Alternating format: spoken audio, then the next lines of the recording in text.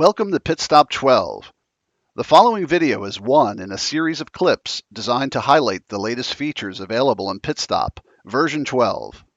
This action list shows all objects that are not black only, which is of course useful in black and white workflows, like here where an apparently black object is shown to contain more than one separation. There are 5 new action lists that change the images in a file. There is one that changes the brightness, one that changes the contrast, one that blurs an image, and 2 that sharpen an image using unsharp masking. These new actions are directly related to the new image editing features in PitStop 12. Please refer to the separate video on image editing for more information. In that video, you will see there is also a new feature to edit the tonal curve of an image. We have not included a standard action list for that, but it is easy to make one by recording the change you want to make. Start the recording in the Action List panel by pressing the Record button. Select an image, and in the Image Curve Editing tab, you define the curve change you want. You apply it, and then stop the recording.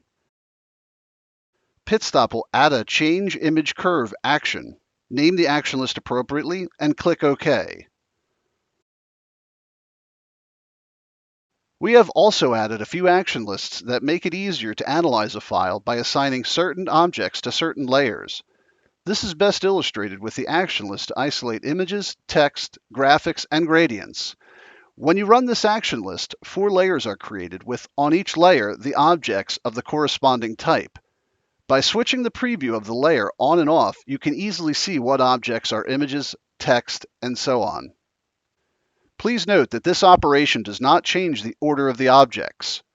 You can therefore assign objects to layers any way you like without compromising the visual integrity of the file. There are 2 other action lists that do something similar. One to isolate varnish objects, and one to isolate color spaces. As you can see, you can also combine these action lists, which highlights another property of optional content groups, or layers if you will, in a PDF file. Objects can belong to more than one group at the same time. Let us have a closer look at the action list that puts varnish separations on a separate layer. It is based on the names of the varnish inks, so you may have to edit and customize the action list to make it work for you.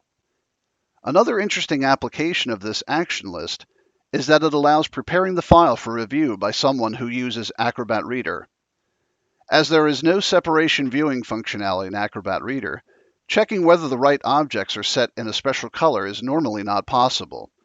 But when these objects are on layers of their own, it becomes easy to verify. The Global Change Cleanup Black can now convert an RGB image that is made up of pixels with equal or almost equal values of red, green, and blue to gray. Of course, only if the option Convert RGB Gray or Impure Gray to Real Gray is switched on.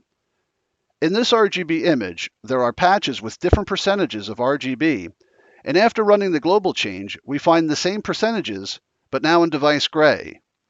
Please note that the percentages in device RGB and device gray work in the opposite manner when compared to device CMYK. Please be sure to watch all PitStop 12 related videos, which demonstrate even more features.